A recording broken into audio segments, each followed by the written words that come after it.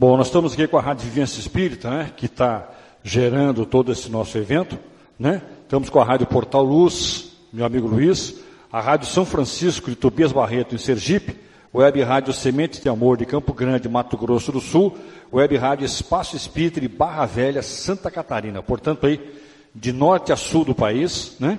Também indo para vários outros países aqui da América do Sul, esse nosso evento, tá ok?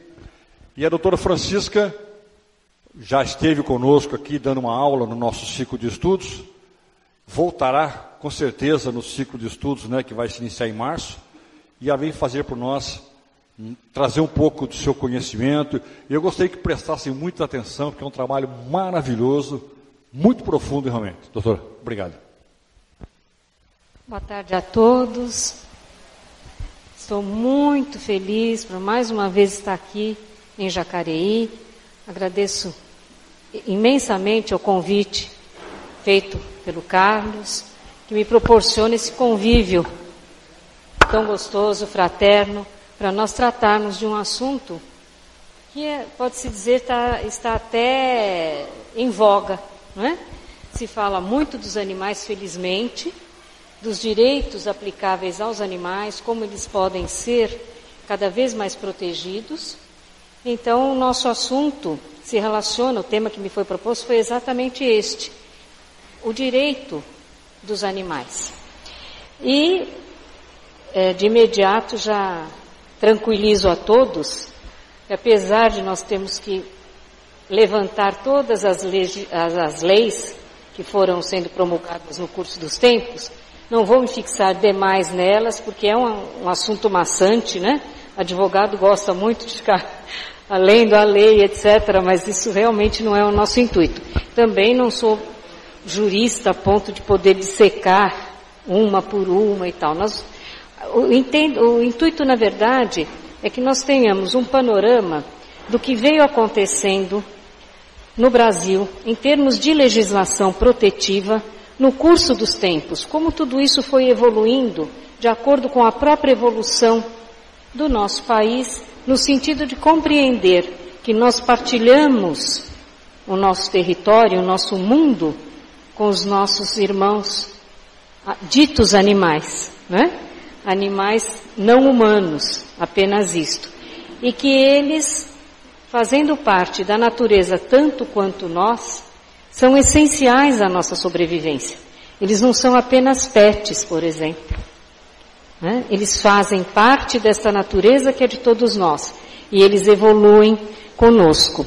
Então, não vou traçar aí um histórico tão tedioso, mas alguns fatos que são interessantes para nós compreendermos o principal da legislação, como ela evoluiu e qual é a proteção atual que se dá aos nossos irmãos.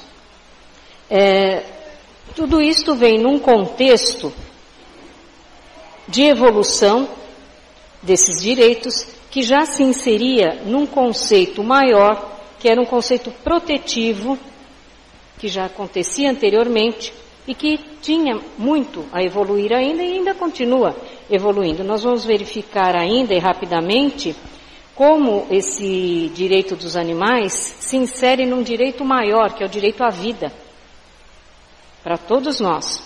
E vamos verificar também em que medida esta proteção vem reconhecida, vem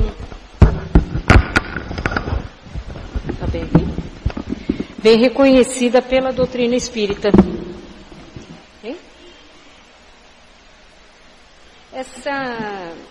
Como disse sabiamente o grande humanista alemão, Prêmio Nobel da Paz de 52, Dr. Albert Schweitzer, o erro da ética, até o momento, tem sido a crença de que só se deva aplicá-la em relação aos homens. Se fala tanto de ética atualmente, né? Pessoa agiu com ética, determinado político deve ser ético, nós devemos eleger os nossos representantes tendo em vista sempre a ética, devemos agir eticamente no mundo e esquecemos que devemos ser éticos em relação aos animais. Eles também precisam de atuações éticas em relação a eles. Infelizmente, nós esquecemos que nós somos todos animais. Apenas uns humanos, outros não. Mas todos nós temos direitos elementares que devem ser respeitados. Essa percepção de que os animais devam ser amados, respeitados, protegidos, ela não é nova. Já um grande jurista brasileiro, Dr. João Nascimento Franco, que eu acho que dos pioneiros a tratar também do assunto direito dos animais, ele dizia que é inata no homem a tendência de conviver com animais domésticos. Não é de hoje que nós convivemos com os nossos animaizinhos. Aqui uma representação, se alguém já esteve lá ou conheceu, na França, nós temos as grutas de Lascaux. São grutas com desenhos e pinturas pré-históricas, né? E já na ocasião, nesse tempo, na pré-história, nós vemos a representação, os homens já representavam animais, né? E essa convivência imemorial que está ali gravada, indelével, né, até hoje, demonstra tanto a convivência dos nossos irmãos pré-históricos com animais domésticos, entre aspas, como também com aqueles animais que lhes serviam à sobrevivência. Eles caçavam, né, esses irmãos. Então, nós temos, acho, um outro slide onde aqui se vê a caça, né, que era feita. No Antigo Egito também é muito conhecida a convivência dos egípcios com os animais, a ponto deles mumificarem os animais domésticos, porque eles entendiam que tudo que o falecido necessitasse na vida após morte, ele deveria levar consigo. Então nós vemos muito em tumbas de faraós, aí já numa concepção toda de riqueza, né? Era colocado tudo que os faraós poderiam necessitar na vida após a morte, que eles entendiam que continuaria e que ele teria necessidade de objetos concretos, como também a afeição. Então, os animais domésticos também eram mumificados, colocados nas tumbas, porque se entendiam que esses animais seriam necessários à pessoa que partia. Então, nós vemos a mumificação de gatinhos, por exemplo, né? Passado um pouquinho adiante, nós já vamos para Pitágoras. Deixa eu ver aqui um pouquinho só. Isso, mas antes disso, antes de Pitágoras, na Grécia ainda, Aristóteles já se manifestava a respeito dessa convivência entre os homens e os animais. Ele escreveu uma obra que se chamava De Anima, né, que significa sobre a alma, e nessa obra ele já sustentava que a natureza, quer dizer, para ele era o corpo apenas, não era suficiente para explicar todas as atividades humanas, e que deveria existia uma alma sensitiva, ele chamava de alma sensitiva. E ele dizia que, sendo assim, os animais possuíam sensações. Aristóteles já dizia, possuíam apetites e movimento. E dessa maneira, então, ele ficou conhecido como zoologia. Ele já dava um passo adiante. Ele entendia que o corpo não era suficiente, deveria existir algo além do corpo que expressasse todas essas atividades que se conhecia na convivência humana. E, na sequência do raciocínio... Ok, pode puxar. Okay. Na sequência do raciocínio, então, os animais teriam também sensações, o que ele chamou de apetites, e por isso ele é conhecido como o precursor da zoologia. Mas aí, essa consciência de respeito devido aos animais e a correspondência entre o respeito aos animais e a sobrevivência do próprio ser humano, também já era salientada na Grécia Antiga por Pitágoras. Então ele afirmou: o homem que semeia a morte não pode colher o amor, e enquanto assim agir, destruindo sem piedade os animais, nunca terá saúde, alegria e tranquilidade ao seu espírito. Essa interligação entre humanos e animais. Ele já denotava e esclarecia como sendo absolutamente necessária a nossa sobrevivência. Sem eles, nós não teremos saúde, alegria e um espírito tranquilo. Mas o tempo foi passando, né? E aí nós já vemos a proteção dos animais também se desenvolvendo durante toda a história, mas chegamos a um ponto onde essas coisas ficam mais sólidas, mais concretas, que é o século XIX. No século XIX começaram então a se formar as primeiras sociedades protetoras dos animais no mundo. A primeira foi a inglesa, vou ver só as datas para não me enganar, em 1824. A de Paris é de 1845 e a de Berlim, um pouquinho anterior, 1841. No Brasil, a primeira instituição desse tipo surgiu também no século XIX. Nós sabemos a União Internacional Protetora dos Animais, a UIPA, que foi fundada pelo senador Inácio Cochrane. E aqui nós fazemos só um parênteses. Esse século XIX é muito interessante para nós espíritas, não é verdade? Então, só fazendo uma correlação, que nós voltaremos a isso um pouco. Nós podemos até, várias pessoas vão se lembrar, em 1935 aconteceu um fato histórico que nós conhecemos por intentona comunista. O que foi isso? Em 1935 existia um partido comunista no Brasil e ele deflagrou uma tentativa de golpe de Estado. Mas esse golpe foi reprimido pelo governo federal e o Brasil nessa época estava sob a presidência de Getúlio Vargas. Então, entre esses revoltosos existia um militante muito experiente de esquerda, além do Luiz Carlos Prestes, existia um senhor que era ex-deputado da Alemanha. Veio para o Brasil e ele se chamava Arthur Evert. Ele veio com a mulher que se chamava Elise. Esse era o Arthur Evert. Ele veio para cá com um cognome. Ia participar, lógico, desse golpe. Então ele desembarcou aqui em março de 1935, se fazendo passar por norte-americano e adotando o nome de Harry Berger. Ele tinha sido enviado aqui pelo Comitê Executivo da Internacional Comunista para planejar o golpe com o Luiz Carlos Prestes e outras pessoas. Era um golpe que eles chamaram de a Revolução Brasileira. Isso fracassou, evidentemente, naquela ocasião.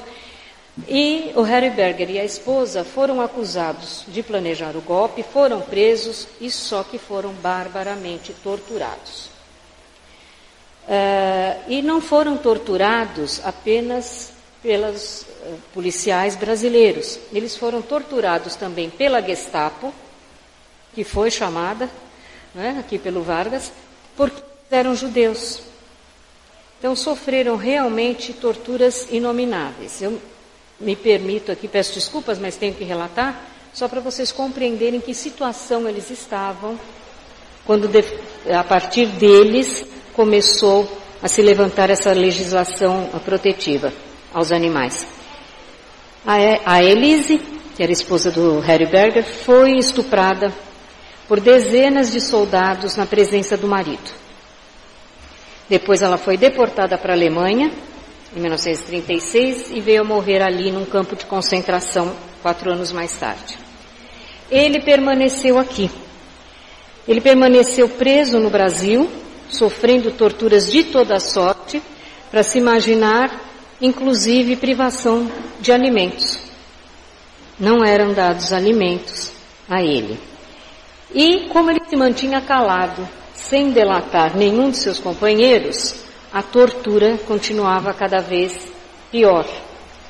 Levada a efeito pelo chefe de polícia da ocasião, que era o Filinto Miller, eu acho que muitos se lembram, né, que realmente era uma pessoa que não se pejava em usar a brutalidade. Então, para nós termos uma ideia do que e termos a noção de quem era o Harry Berger fisicamente, o que acontecia com ele, ele era um homem de 1,90 m. Imagina-se um homem de 1,90 m, primeiro segmento. E ficou encarcerado, fora isso, foi encarcerado numa cela, foi improvisada, num vão de escada, lá no Rio de Janeiro, na Polícia Federal. Então, esta cela, além de estar num vão de escada, não tinha luz. E ele conseguia ficar em pé. Então, ele ficou curvado, debaixo dessa escada, mal conseguia mover as articulações, ele dormia sobre pedras, estava sem banho há 1 ano e sem cortar o cabelo, barba, nada disso. Então era uma situação que chamava atenção, né? Aí o que ocorre? Com essas notícias de que esses revoltosos estavam sendo torturados, etc., Getúlio foi ao Congresso Nacional garantir que da parte do governo dele não havia revanchismo absolutamente, todos eram tratados condignamente e teriam seus direitos respeitados. Então, 1 ano depois, o Harry Berger foi condenado pelo Tribunal de Segurança Nacional a 13 anos e 4 meses de prisão. Mas, durante o ano de 37, em março de 37, quer dizer, pouco antes do Getúlio implantar a ditadura escancarada realmente novo, o processo do Harry Berger estava em andamento, processo judicial. Ainda que fosse um simulacro de processo, de acordo com a Constituição, e a Constituição em 1984, deveria haver uma defesa. E teria defesa. Então, seria necessário que Luiz Carlos Prestes, os demais e o Harry Berger tivessem um advogado. Então, a Ordem dos Advogados do Brasil chamou um jovem advogado na ocasião, que já vinha se destacando como defensor intransigente dos direitos humanos, para defender o Berger e o próprio Luiz Carlos Prestes. Era um advogado jovem, mineiro, que se chamava Heráclito Fontoura Sobral Pinto. E todos nós viemos a conhecer depois como grande defensor dos direitos humanos no Brasil até falecer. O interessante era que Sobral Pinto era um católico fervoroso. Ele ia à missa todos os dias. Ele era um adversário ferrenho do comunismo, mas era um humanista convicto. E, como tal, ele aceitou esse encargo, mas ele se justificou porque é que ele estava aceitando. Esse é o nosso Sobral, já pouco antes de falecer, né? Então ele disse: quaisquer que sejam as minhas divergências com o comunismo materialista, e elas são profundas, não me esquecerei nesta investidura que o Conselho da Ordem me impôs, que simbolizo, em face da coletividade brasileira exaltada e alarmada, a defesa. Eu sou a defesa que me foi pedida pelo Brasil para defender alguém cujos direitos estão sendo barbaramente violados, né? Então, ele começou a fazer a sua defesa, mas ele se deparou com um obstáculo que à primeira vista parecia intransponível. Qualquer defesa que se faça, seja em que sentido for, tem que ter por base a lei. Se este homem estava, os dois, mas principalmente o Harry Berger, estava sendo torturado, vamos à lei. Qual era a lei que protegia este homem das torturas? Pesquisando, Sobral ficou espantado ao verificar que não havia uma lei que proibisse um ser humano de ser torturado. Quando ele tomou conhecimento das condições em que o Harry Berger se encontrava, ficou horrorizado, claro, e aí ele começou a procurar. Ele disse: bom, não há lei, vamos ver se a jurisprudência diz alguma coisa, se algum juiz nesse país já julgou algum caso de alguém que tenha sido torturado e me dê alguma base para ir ao Supremo Tribunal Federal com um habeas corpus em favor deste preso. Então, pesquisando a jurisprudência, o que ele encontrou? Ele encontrou uma decisão de um juiz do Paraná, novamente o Paraná, não é? Um juiz do Paraná, que se chamava Dr. Antônio Leopoldo dos Santos. Esse Dr. Antônio havia condenado um tal João Mansur Caram, a 17 dias de prisão e mais multa, porque ele matou a pancadas um cavalo de sua propriedade. Quer dizer, o dono do cavalo matou a pancadas o seu próprio cavalo e foi condenado por isso. Foi condenado à prisão e à pena de multa. E aí o Sobral disse, poxa, quer dizer que há uma pena, multa, maltrata um animal, mas pode-se torturar um ser humano sem que haja nada que coíba essa infâmia. Então, assim, na falta de uma lei expressa, o Sobral impetrou habeas corpus em favor do Heriberger perante, naquela ocasião era o Tribunal de Segurança Nacional, na verdade, com base no decreto que já existia de 1934, que era o decreto de proteção e defesa dos animais, que havia sido assinado pelo próprio Getúlio, menos de 3 anos atrás. Então, o Sobral se baseou no artigo 1º do decreto número 24.645. Era um decreto que protegia animais. E ele disse, ora, o ser humano não é um animal? Todos os animais existentes no país são tutelados do Estado. E em seguida, então, esse próprio decreto começa a definir o que são maus-tratos aos animais.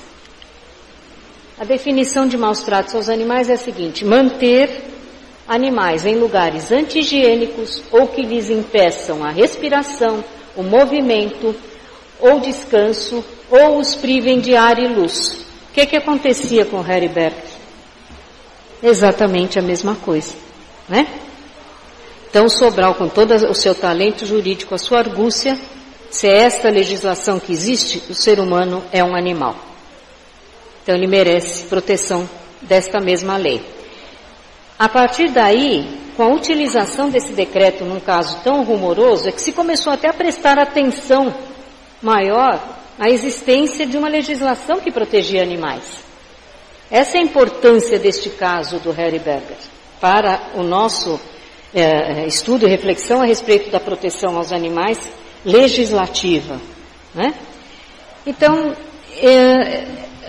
Sobral, se baseando nisso, verificou que se o Estado reconhecia até os direitos dos animais, por que não faria o mesmo em relação ao ser humano, né? Então, relembrou este caso do cavalo e requereu ao tribunal condições adequadas ao prisioneiro Heriberger. E ele afirmou, num país que se rege por uma tal legislação, que os magistrados timbram em aplicar, para deste modo resguardarem os próprios animais irracionais dos maus tratos, até de seus donos, não é possível que Heriberger permaneça, como até agora, meses e meses a fio, com a anuência do Tribunal de Segurança Nacional dentro de um socavão de escada.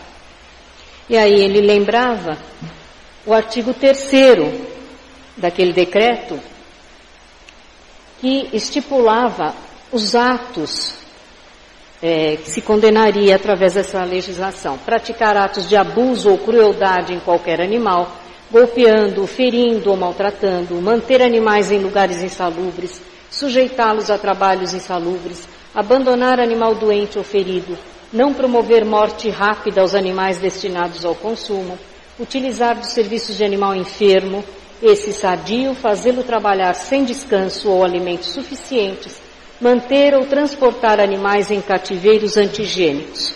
Então a gente verifica, por ser 1934, até que era uma legislação bastante protetiva nesse sentido.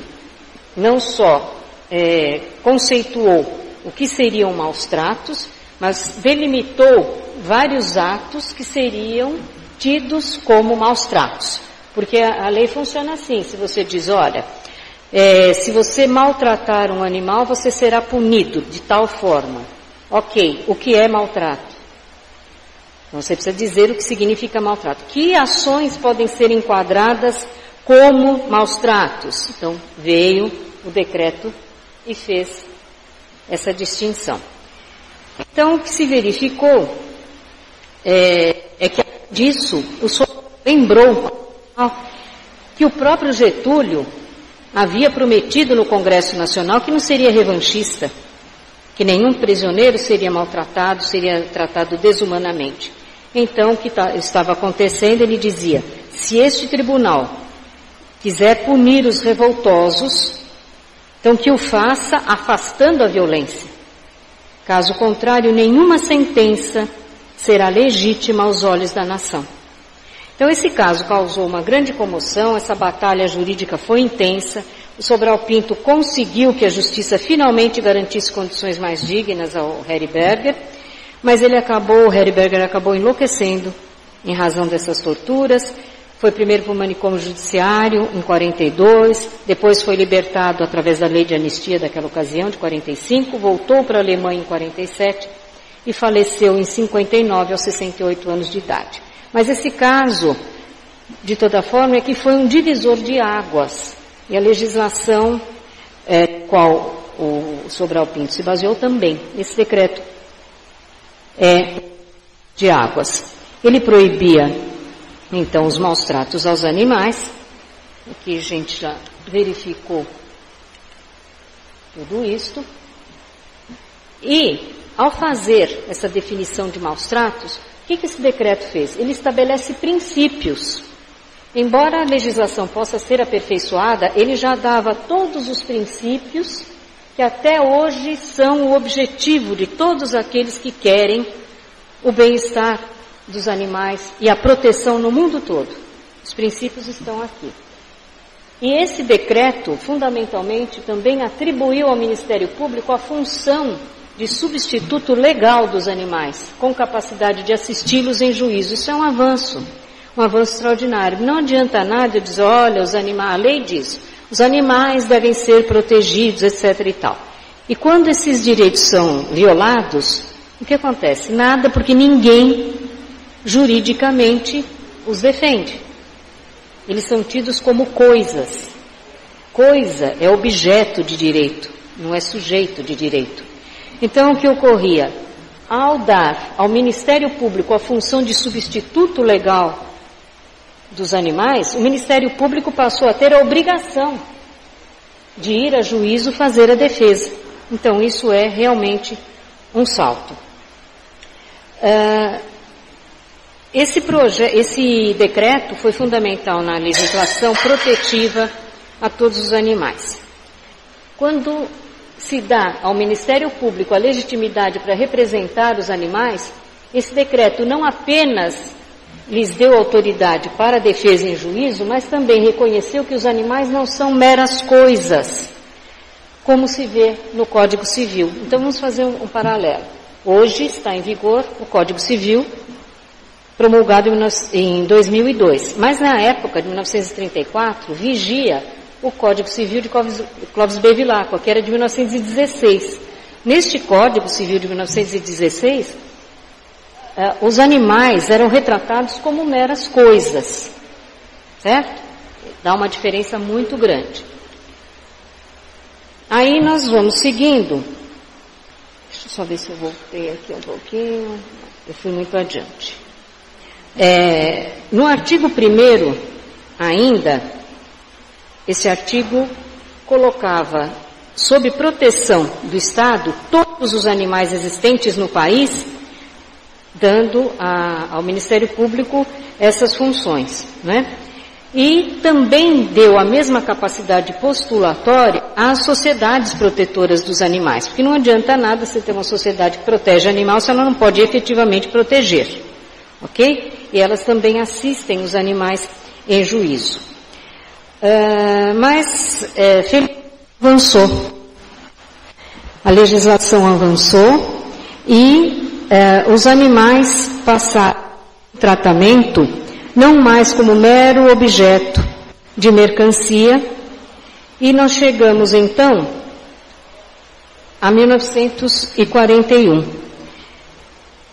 O que acontecia? Em 1941 sobreveio a lei de contravenções penais.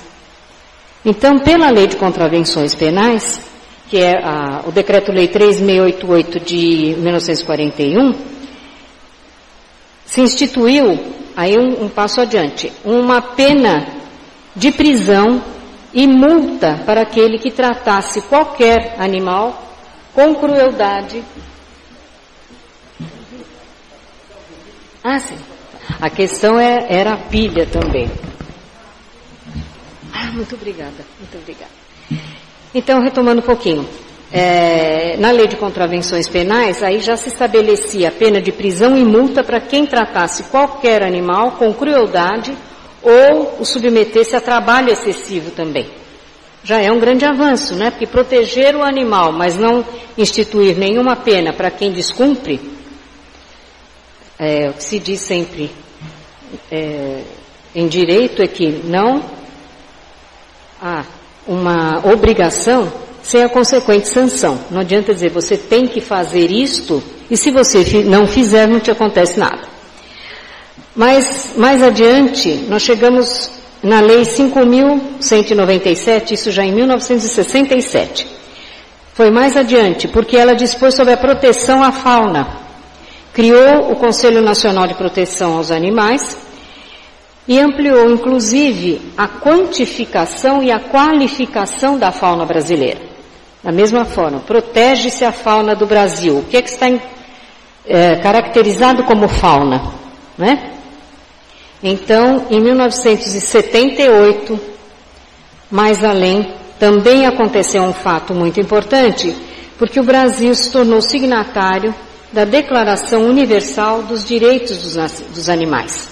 Nós falamos em Declaração Universal dos Direitos do Homem, mas existe, a partir de 78, a Declaração Universal dos Direitos dos Animais. E os 2 primeiros artigos, ainda não chegamos lá, que é mais para frente. Os 2 primeiros artigos dizem o seguinte, artigo 1º, todos os animais nascem iguais perante a vida e têm os mesmos direitos à existência. O artigo 2º diz, todo animal tem o direito a ser respeitado. Então tem direito à vida, e não uma vida qualquer. Uma vida a ser respeitada. O homem, o item 2 desse artigo, o homem como espécie animal não pode exterminar os outros animais ou explorá-los violando o seu direito. Tem o dever de pôr os seus conhecimentos ao serviço dos animais. E um item 3º, todo animal tem o direito à atenção, aos cuidados e à proteção do homem. Então, mais adiante ainda, vocês veem que a proteção aos animais legislativa, ela vem melhorando de anos em anos, quer dizer, não é imediato, mas veio progredindo de uma maneira mais concreta e mais abrangente. Aí nós chegamos à Constituição de 1988. Então, em termos jurídicos, existe uma hierarquia de leis. Então, você estabelece proteção aos animais. Isso começa com um decreto. Tem força? Sim, tem força. Mas se você eleva todos aqueles conceitos e coloca na Constituição, aí sim é força. Porque tudo isso terá que ser obedecido, esses conceitos, essa proteção deverá existir em toda a legislação ordinária. Leis estaduais, leis federais, leis municipais, tudo. Então a Constituição é que garante efetivamente esta proteção. Não é? Então, quando chegou a Constituição, no artigo 225, a proteção e a fauna foi elevada à tutela ambiental e garantia a categoria de direito fundamental. Então nós temos, por exemplo, direito fundamental à vida, não é? À propriedade. Então o direito de proteção aos animais foi elevado também à categoria de direito fundamental na própria Constituição. Isso significa o quê? Que todos os governos estaduais e municipais têm que produzir a sua legislação em obediência à Constituição, protegendo esses nossos irmãos, certo? No capítulo que fala sobre o meio ambiente, a Constituição diz, no artigo 225, todos têm direito ao meio ambiente ecologicamente equilibrado. Não há meio ambiente ecologicamente equilibrado sem proteção animal. Temos direito a esse meio ambiente equilibrado, é um bem de uso comum do povo e é essencial a sadia qualidade de vida, impõe-se ao poder público e à coletividade o dever de defendê-lo e preservá-lo para as presentes e futuras gerações. Ora, esse meio ambiente inclui os animais. Todos têm o direito e o dever de preservá-lo não só para nós mesmos, mas para as futuras gerações. Isso significa proteger os homens e os animais.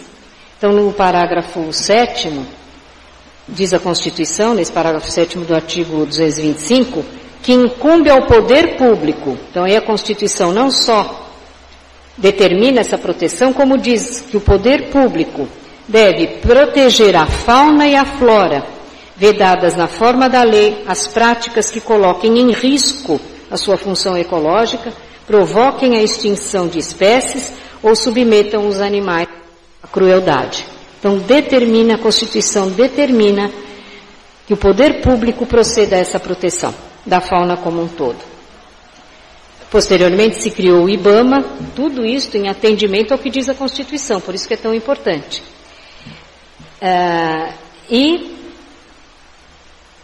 Exatamente para dar cumprimento a essa determinação constitucional. Mas vale lembrar também que quando se trata da fauna, a lei protege a fauna não apenas a fauna silvestre brasileira, mas também aquela migratória, que tem o seu ciclo de vida no Brasil. Tá? Então, pássaros, por exemplo, que venham para produzir o seu ciclo de vida aqui. Protege também a fauna exótica, ou seja, aquelas que não pertencem ao território brasileiro. E a doméstica, que são os nossos gatos, os cachorrinhos, os etc. Deixa eu verificar agora aqui. Vamos voltar no projeto. Depois da Constituição de 88, foi dado um passo maior ainda com a Lei 9.605 de 98, a Constituição é de 88, ou seja, 10 anos depois. Essa lei define o que são crimes ambientais. Então, nós verificamos a sequência, a proteção que a Constituição dá, o que ela impõe aos poderes públicos fazer, né? Proteger o meio ambiente. E aí vem a lei e diz o que é crime ambiental. Então a coisa fica mais séria ainda, porque esse desrespeito à fauna passa a ser crime, pela primeira vez. E quando ela defende os animais, tratando o desrespeito a eles como crime ambiental, é a lei que atualmente mais protege os animais no Brasil. Porém, como toda lei, também é imperfeita. Então há projetos no sentido de melhorá-la, aperfeiçoá-la. E o primeiro que surgiu, não sei se é exatamente o primeiro, mas do qual se fala muito, é esse projeto de lei 6799 de 2013, nós estamos em 19. O autor é o deputado Ricardo Izar. O projeto dele é para alterar o artigo 82 do Código Civil Brasileiro. Agora já é o Código Civil de 2002. A situação desse projeto está aguardando a apreciação pelo Senado Federal. Já passou na Câmara e tem que ser apreciado pelo Senado.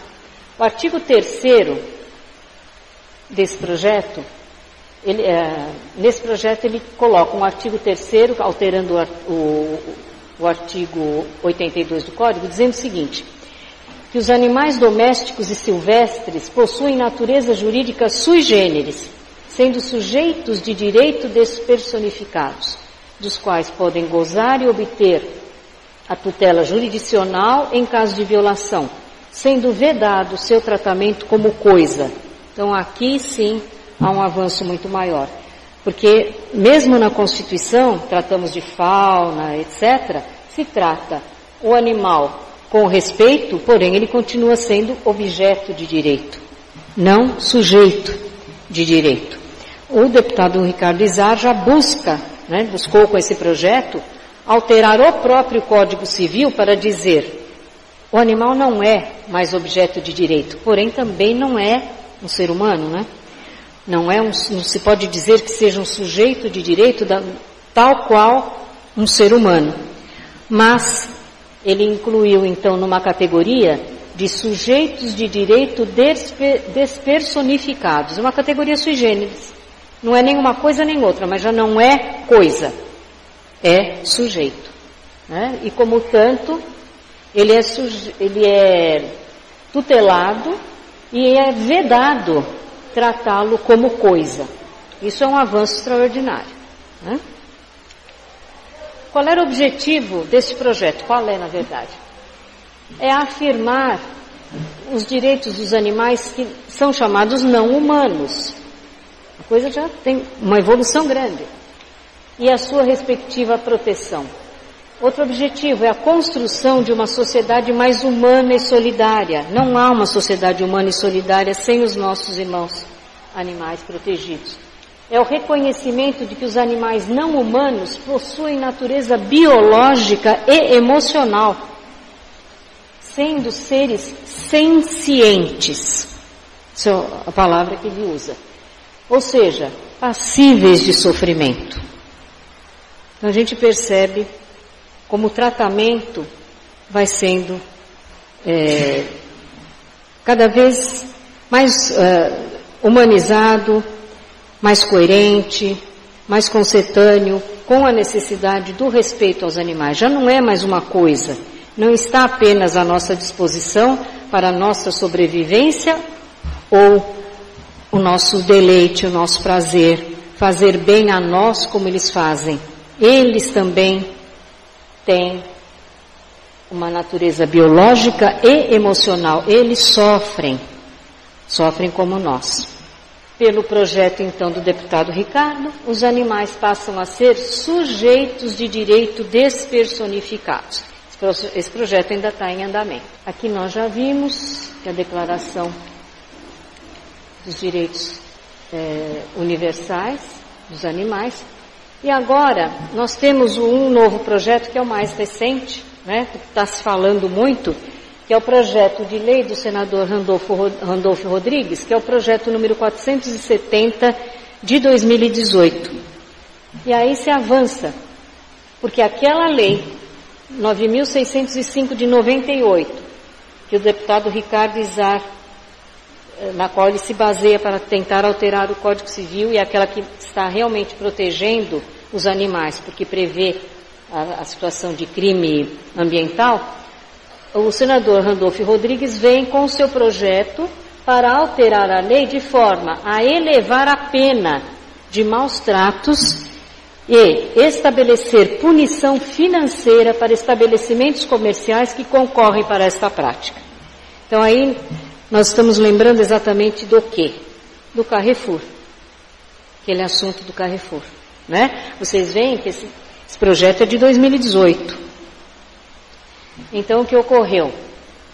Se elevou a pena de maus tratos, porque a pena anteriormente era muito pequena. Era uma pena de detenção de 6 meses. Aqui está se elevando para praticar abuso, maus tratos, ferir ou mutilar animais, ainda que por negligência, pena de 1 a 3 anos de detenção e multa. Isto para a pessoa física que cometa esses atos. Ok? Então, o deputado pretende alterar o artigo 32 da lei que está em vigor para este fim em relação à pessoa física. Quem praticar esses atos pode ter uma pena de 1 a 3 anos de detenção e multa. Quem determina qual é o tamanho da pena, qual é o tamanho da multa? O juiz. Então aí vai se verificar qual é o ato, qual é a extensão, qual é a crueldade, porque há violações e violações à lei em intensidades diferentes, né?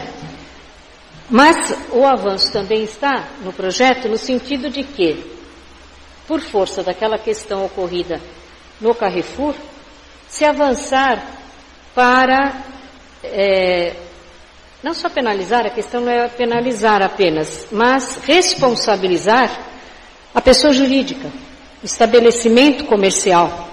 Nós vimos naquele caso do Carrefour, pelo que se sabe até agora, porque as investigações ainda continuam e tudo mais, que as pessoas que praticaram os maus tratos, uma ou mais, não importa, estavam a serviço de uma pessoa jurídica.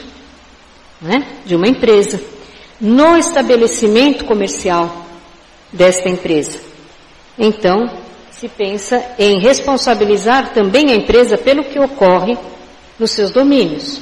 Aí entram várias questões, veja bem. Dá para ouvir?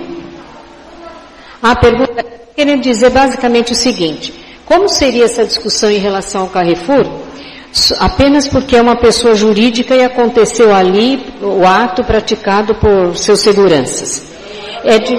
E ela não era dona do cachorro nem nada. Então ele está fazendo uma distinção, por exemplo, entre um pet shop, que tem a obrigação de cuidar do animal, aí o funcionário do pet shop, por exemplo, maltrata, etc. Esse pet shop tem uma responsabilidade direta.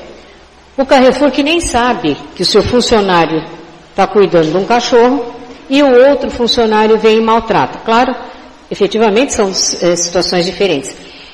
E apesar de um avanço, a legislação, esse projeto de lei é alvo de muita discussão, porque como tudo que acontece no Brasil, quando ocorre um fato espetacular, sempre surge a brilhante ideia de fazer uma lei pensando naquele fato para atingir a todos. Então, obviamente, é imperfeita, certo? Mas é um passo nessa direção de responsabilidade que, por exemplo, não existia em relação ao próprio pet shop. Então, o que ocorre? Esse projeto, ele foi aprovado na Câmara dos Deputados, foi ao Senado Federal, foi aprovado pelo plenário do Senado Federal, porém houve discussão no Senado Federal, inclusive em relação ao termo direta ou indiretamente, que a gente vê mais adiante. Então, como houve alterações pelo Senado, a posição atual dele é que ele voltou para a Câmara, para ser rediscutido. E uma das questões era exatamente essa. Então, veja, em relação aos estabelecimentos comerciais, esse projeto diz que os estabelecimentos comerciais que concorrem direta ou indiretamente, aqui está a discussão. Diretamente, por exemplo, o cachorrinho é do Carrefour. E se maltrata o cachorro? Diretamente. O indiretamente surgiu exatamente essa questão. Mas como? O Carrefour nem sabe que alguém resolveu cuidar de um cachorro e está na porta do seu supermercado. Tá? Então, isso está voltando para a discussão na Câmara. Então, aquele que concorre, direto ou indiretamente, para maus tratos aos animais, incorre em multa de 1 a 1.000 salários mínimos, que não é pouca coisa, que serão revertidos a entidades de recuperação, reabilitação e assistência aos animais. Então, o que vai acontecer? Vai ser discutido novamente na Câmara, mas já é uma boa discussão, né? De qualquer forma, se prevê a responsabilidade da pessoa jurídica, do estabelecimento comercial, tanto no caso aí se infere de animais que estejam no interior do estabelecimento comercial, ou que estejam nos seus domínios, seja conhecimento da pessoa jurídica, e aí pode-se determinar até o seguinte, nesse caso do Carrefour, por exemplo, o ato foi praticado por um funcionário terceirizado, né? É um segurança, mas não era contratado do Carrefour, mas a empresa de segurança era. Então começa uma cadeia de responsabilização. Então o que ocorre? Aí se entra numa questão do Código Civil que, independente dessa lei, se poderia invocar, ou seja, é uma coisa que se chama culpa in eligendo.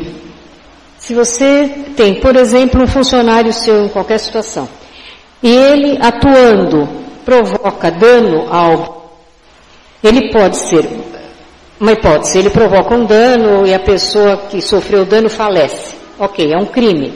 Pelo crime responde o funcionário. Pela indenização responde aquele que o contratou, porque elegeu mal. Por isso que é culpa in eligendo.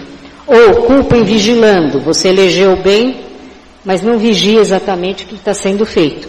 Então, com base nisso, eu entendo que se poderia buscar a responsabilização do Carrefour, não no sentido de que, olha, você sabia como está sendo pautado aqui, porque de fato é uma responsabilização mais distante. Né? Você não pode vigiar 24 horas por dia o que um segurança resolve fazer com o cachorrinho que está passando na rua. Isso é humanamente impossível. Mas você escolheu uma empresa de segurança que, por sua vez, escolheu uma pessoa desqualificada. Então vai haver uma cadeia de responsabilização. A pessoa vai para cima do Carrefour, o Carrefour vai para cima da empresa, a empresa vai para cima do funcionário. Mas já é uma coisa importante no sentido de, mesmo que imperfeito, e não se sabe agora o resultado que terá novamente na Câmara dos Deputados, mas mesmo de uma forma imperfeita, já se está pensando na pessoa jurídica também ser responsabilizada, não apenas a pessoa física. Ok? Certo? E aqui é importante, como nós estamos vendo, a questão da responsabilização da pessoa jurídica. Não apenas a multa pode ser muito alta, e aí, obviamente, o juiz também verifica a extensão do dano, crueldade, etc., como os valores recebidos são destinados a entidades protetoras de animais. Quer dizer, isso não vai para o caixa do governo. Não é? Que já é um alívio, né? Bom, e aí nós temos alguma coisa interessante em São Paulo, estamos aqui no nosso estado, que é essa lei 15.566 de 2014, que proíbe a criação ou manutenção de animais para a extração de peles. Foi o primeiro estado a produzir uma legislação nesse sentido. E essa lei estadual 15.316/14, portanto também de São Paulo, proíbe a utilização de animais em testes de laboratório. Então esperamos que outras unidades da federação procedam da mesma forma, todas elas de preferência. E a multa também não é pequena, são 50 mil unidades de São Paulo, né, o FESPES. Okay? Então São Paulo foi o primeiro estado a proibir a utilização dos animais para testes em laboratório. Oi.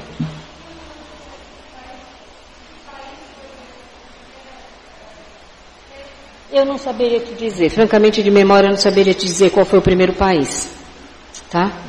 Posso verificar isso e mandar essa informação, ok? Imagina. E aí nós avançamos em 2016 já, a lei estadual também, né? Nossa, 16.308, que pune quem maltrata animais com a perda de sua guarda e fica proibido de adotar por 5 anos. Aqui nós voltamos na pessoa física. Você tem um animalzinho, você o tutela, e se ele é maltratado, você perde a guarda. Qualquer pessoa pode exigir isso, vai ao Ministério Público, perde a guarda e fica proibido por 5 anos de adotar. Eu, pessoalmente, acho que deveria ser proibido de adotar durante mais tempo ou nunca mais um bom tempo, né? Me perdoe os comentários aqui de vez em quando vem e eu não consigo segurar. Bom, e aí nós precisamos só lembrar aqui a que órgãos recorrer, porque se existe toda uma legislação, nós devemos saber a quem recorrer para fazer valer essa legislação. Então, hoje em dia nós temos a Delegacia Eletrônica de Proteção aos Animais, que é o DEPA, que baseado na Lei de Proteção Ambiental, 9.605, pune crimes de maus tratos com pena de 3 meses a 1 ano de detenção. É esta pena que está sendo aumentada, né, também, que se prevê de aumento, mas veja, precisa fazer só um comentário aqui. Quando a mídia se refere a esse projeto de lei 470, dizendo, olha, aumentou a pena, agora quem maltratar um animal vai preso, precisamos ter um pouquinho de cautela. Porque o que a legislação prevê, o que acontece de verdade, é outra coisa. A legislação diz, você pode ser punido de 1 a 3 anos de detenção. Aí vem do outro lado o Código de Processo Penal e diz que penas deste porte podem ser substituídas por penas alternativas. Prestação de serviços à comunidade, aquelas coisas que a gente já sabe que acaba em pagamento em cestas básicas.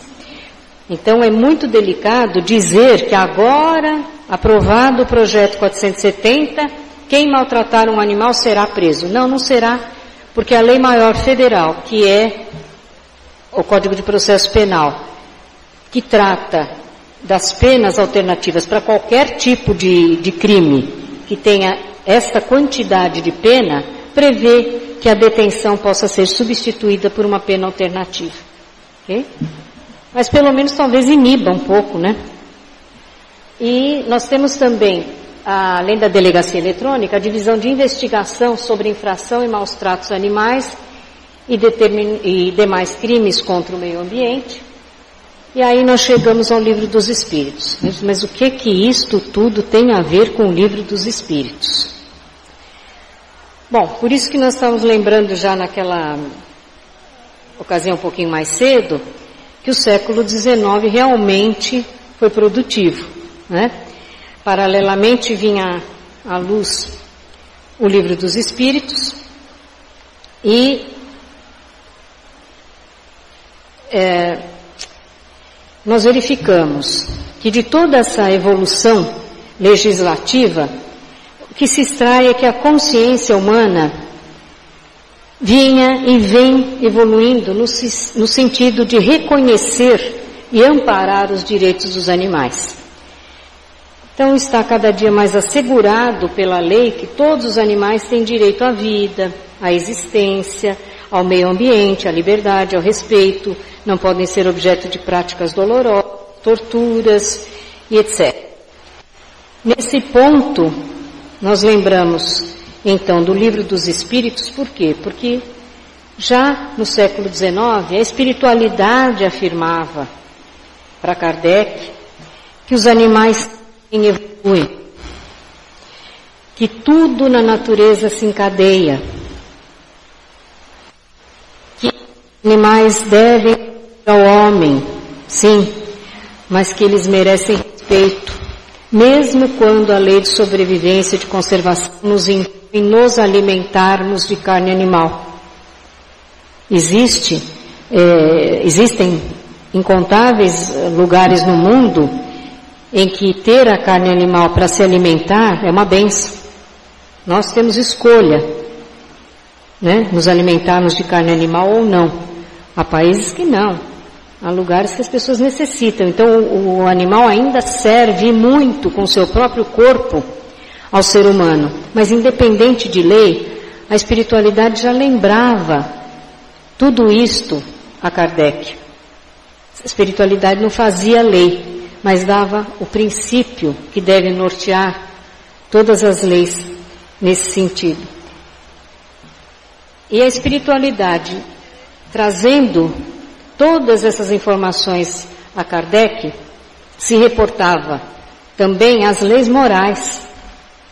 Então este é o paralelo todo que se faz com toda a legislação, tudo que se diz de proteção aos animais, o direito dos animais e o paralelo entre as leis morais de Deus. Que Kardec recebeu a informação, codificou e trouxe à luz para nos lembrar do que nós precisamos fazer, independente de lei. A lei é necessária sempre, perfeita ou imperfeita, nunca será perfeita. Justiça de Deus apenas é perfeita, mas ela é necessária porque nós convivemos em sociedade. Se não há legislação, há barbárie. Não é? Mas nós, e aqui me refiro a nós cristãos, espíritas, né, que temos consciência, nós sabemos que não há necessidade de uma lei nos dizer que os nossos animais são irmãos em evolução, que eles partilham conosco o mundo, eles estão evoluindo tanto quanto nós.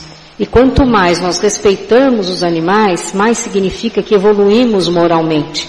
Evoluímos porque estamos respeitando, nos adequando às leis divinas, né? Porque essas leis morais nos levam a quê? Ao amor. Nos levam ao respeito aos animais, porque todos nós somos animais. Nós somos habitantes do mesmo planeta.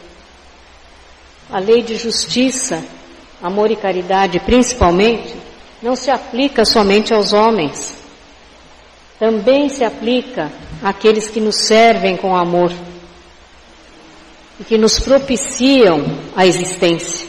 Sem os animais haveria um tal desequilíbrio ecológico que o homem não sobreviveria. Eles dão a sua vida por nós. Se nós aspiramos a que a Terra seja um planeta de regeneração, não mais de provas e expiações, como todos nós queremos, pensamos que já está havendo um começo nesse sentido, se nós aspiramos a um mundo de regeneração, nós devemos nos empenhar em promover o equilíbrio entre o bem e o mal. Não há mundo regenerado em que não haja este equilíbrio. E não haverá este equilíbrio se nós deixarmos de lado o nosso próprio meio ambiente e os animais que lá estão. Os animais que partilham conosco este meio ambiente pela vontade do Pai. Não nos cabe desrespeitá-la. Se o Pai entendeu de fazer o nosso planeta tal como é, evoluindo em conjunto, animais humanos e não humanos, compete a nós nos dedicarmos a eles, entendendo que eles partilham conosco deste mundo, merecem o mesmo respeito que cada um de nós, são filhos, criaturas do mesmo Criador, filhos do mesmo Pai. Então nós só evoluiremos se promovermos a evolução de todos, inclusive dos irmãos não humanos. E aí, então se lembra essa frase de Schopenhauer, que dizia: protejam os animais, pois eles possuem coração e sentimento, assim como nós. Às vezes a gente esquece. E aqui não sei se dá para ver direito, mas aqui é uma cachorrinha e aqui é um coelhinho. E eles eram meus. Então a cachorrinha se chamava Titânia, já desencarnaram. A cachorrinha se chamava Titânia e o coelho se chamava Arnaldo. Então, o que acontece? Sai à frente da minha casa, um domingo de manhã, que estava frio, a Titânia estava vestindo esse abrigo, onde estava escrito Best Friends. Eles são os melhores amigos. Eu desço, vou abrir a porta de casa, estão os dois sentadinhos ali para pegar, só os dois juntinhos, melhores amigos. Dando exemplo do que o ser humano deve fazer para evoluir. Espécies distintas, em perfeita harmonia, convivendo, produzindo um ambiente ecologicamente saudável para o nosso bem-estar espiritual, não é? Porque isso me fez um bem. Então, certamente, eles fazem bem a todos. E não vamos nem mencionar aqui os animais desencarnados que auxiliam os benfeitores no nosso resgate, ao nosso socorro em tantas situações e ocasiões, né? Então, como eles já estão desencarnados, eu só tive a agradecer a eles, amigos, queridos e lindos, por tantos anos de amor e alegria. E rogar a Francisco de Assis que os ampare sempre, que ampare a todos os animais, que ampare a todos nós, para que nós possamos ter a consciência de dar amparo aos animais. Que Jesus abençoe todos nós. Obrigada.